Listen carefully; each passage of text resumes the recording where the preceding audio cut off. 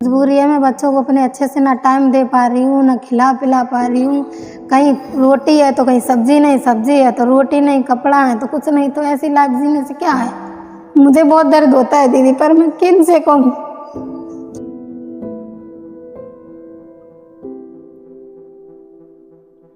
बच्चे हमारे देश का भविष्य हैं।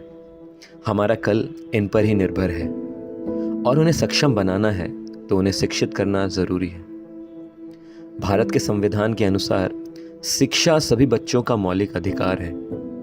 उसके बावजूद भी देश के नन्हे नन्हे हाथों में अक्सर कलम और कॉपी की जगह सामान के बोरे और कर्ची नज़र आते हैं। उनकी आशा से भरी आंखों में बहुत से सवाल होते हैं। सवाल उनको उनके ही अधिकार से दूर रखने वालों के लिए। मेरी मम्मी की तबीयत बहुत ज़्यादा ख़राब रहती है, इस वजह से मेरी मम्मी ना काम पे जा पाती है ना कुछ। और कुछ दिन पहले, मतलब 2-3 दिन पहले, हमें स्कूल से भी फीस के कारण निकाल दिया गया था। फिर हम लोग गए, मम्मी गई, बहुत मुश्किल से जा पाई। फिर स्कूल वालों से बोला, स्कूल वालों ने बोला अगर जल्दी फीस सबमिट कर दोगे तो आ सकते हो। आज भी भारत में मूल शिक्षा को एक विशेषाधिकार के रूप में देखा जाता है। हजारों की संख्या में बच्चे पढ़ाई बीच में ही छोड़ देते हैं। कुछ पैसे कमाने के लालच में बड़ा नुकसान कर लेते हैं। पढ़ने की आशा भी है लेकिन साधन नहीं। हाँ, वो लड़की ना झलाई की है, जुड़ाई की है, और बेलन लगते हैं, चूड़ियों पे नगांग लगते हैं, वो की है। शिवांगी, सोना ने, तीनों बच्चों ने किया है। मुझे स्कूल जाना बहुत पसंद था। 1 साल तक मैं स्कूल गई, फिर फिरोजाबाद चले गए। वहाँ पे हमने चूड़ियों का काम किया। वहाँ पे बैठे बैठे बोर होते थे। फिर मम्मी से मैंने बोला मेरे लिए भी चूड़ियाँ लाओ, तो मम्मी मेरे लिए भी चूड़ियाँ लेके आई थी। फिर हम भी चूड़ियाँ बनाते थे। वो आग का काम था, कभी कभी हाथ भी जल जाते थे। छोटी थी, 5-6 साल, 7 साल की होगी, तब से मेरे साथ काम कर रही है वो। ऐसे में Indian centre for development and rights के आश्रय सेंटर पूरे देश के कई गांवों और झुग्गियों में शिक्षा का असली आश्रय हैं।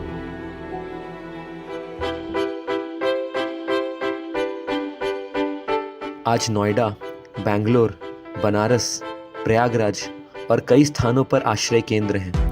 और ये केंद्र एक राम सेतु के समान है जो जुझारू बच्चों को उनके उज्जवल भविष्य से मिलाने के लिए तत्पर है। आज 500 से भी अधिक बच्चे सभी आश्रय केंद्रों के माध्यम से शिक्षा, सभ्यता, कला और प्रोत्साहन पा रहे हैं। Indian centre for development and rights, तो इसका मेन उद्देश्य है वो है सोशल इम्पैक्ट विद स्पिरिचुअलिटी। सो हम चाहते हैं कि जैसे कि जितने भी निच्च स्तर के लोग हैं जिनके लिए रोटी कपड़ा मकान एक बहुत बड़ा स्ट्रगल है, और साथ ही साथ जो उनका जो लाइवलीहुड है उनको पता नहीं कि वो और क्या कर सकते हैं, तो हम उनको ये आश्रय के माध्यम से एक अच्छा एजुकेशन मिल सके, एक अच्छा हेल्थ केयर मिल सके, और वो इस होप से आगे बढ़ते रहे कि जो भगवान है किसी भी धर्म में, गॉड इज़ ऑलवेज देयर।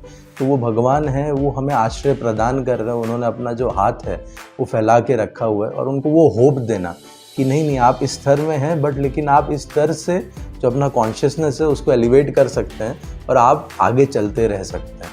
तो इसीलिए ये आश्रय है कि they can be filled with positive energy and they can carry out change even being from such background. Parents चाहते हैं, बच्चे चाहते हैं पढ़ें, लेकिन फाइनेंशियल वो मजबूत ना होने के कारण वो नहीं पढ़ पाते हैं। तो फाइनेंशियली उनको मजबूत करने के लिए हम लोग वो स्कॉलरशिप प्रोग्राम चलाते हैं, जैसे कि नवोदय हो गया, सेंट्रल हिंदू स्कूल हो गया। इन सब के पेपर की तैयारी हम लोग करवाते हैं ताकि बच्चे पढ़ें और अच्छे स्कूल में पढ़ें और अच्छा भविष्य अपना बनाएं। भैया ने बोला कि तुम लोगों को नवोदय में एडमिशन कराएंगे, पहले हमारा टेस्ट होगा, स्कूल में या नवोदय में कहीं पे भी जाएंगे। फर्स्ट से हमने शुरू किया था अल्फ़ाबेट प्री एजुकेशन से। वो बच्चे आज 4th-5th क्लास को कंपटीशन देने को तैयार हैं, और वो बच्चे आज खुद अपने अंदर महसूस करते हैं कि अब वो स्कूल जाएंगे, और वो सब जाना चाहते हैं। बहुत ज़्यादा वो भरे पड़े हैं इस बात के लिए कि वो कब स्कूल जाएंगे।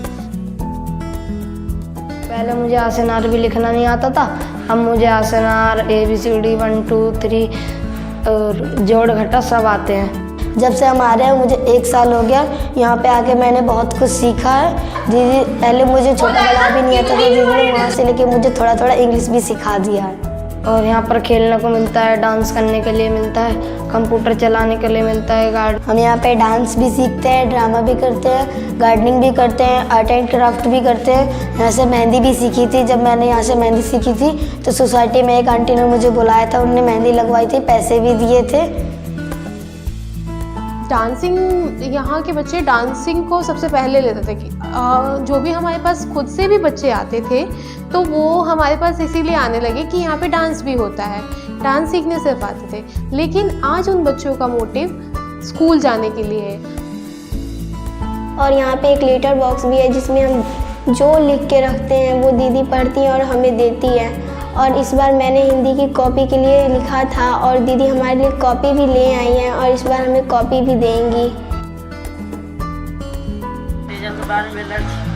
मेरी है अच्छी है, और आप लोग पढ़ा रहे हैं, आप लोग भी अच्छी है। अब पढ़ लिख जाएं, आप जैसे लोग हैं भाई पढ़ाते लिखाते सही से। हरे कृष्णा सबको। मेरा नाम सुकृति है और मैं कंप्यूटर साइंटिस्ट अडोबी में हूँ। मैं आश्रय से काफ़ी टाइम से जुड़ी हुई हूँ। तो जब नोएडा में इसकी शुरुआत हुई थी तब मैंने देखा कि यहाँ पे मेट्रो स्टेशन से बच्चों को उठा के लाया गया और पढ़ाया गया, उनको चीज़ें सिखाई गई, उनके इंटरेस्ट को देखा गया। और ये ऐसे बच्चे हैं जो बहुत ही गरीब तबके से आते हैं, जिनको ज़बरदस्ती पढ़ाई छुड़वा के कमाई के लिए भेजा जाता है। बट मैंने जो बच्चों में प्रोग्रेस देखा है, the level of confidence they have gain, the things that they have learned and now the way they talk, everything seems to be very good. And I hope ये ऑर्गेनाइजेशन ऐसे ही चले, वॉलंटियर्स कनेक्ट हो और इसको help करें। Thank you very much.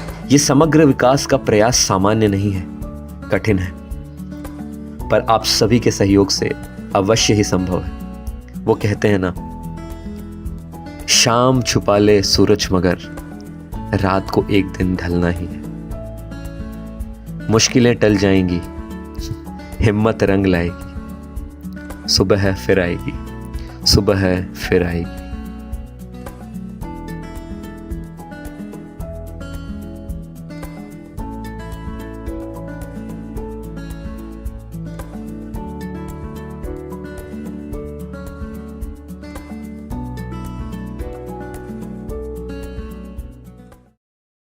बड़े होकर मैं डॉक्टर बनना चाहती हूँ।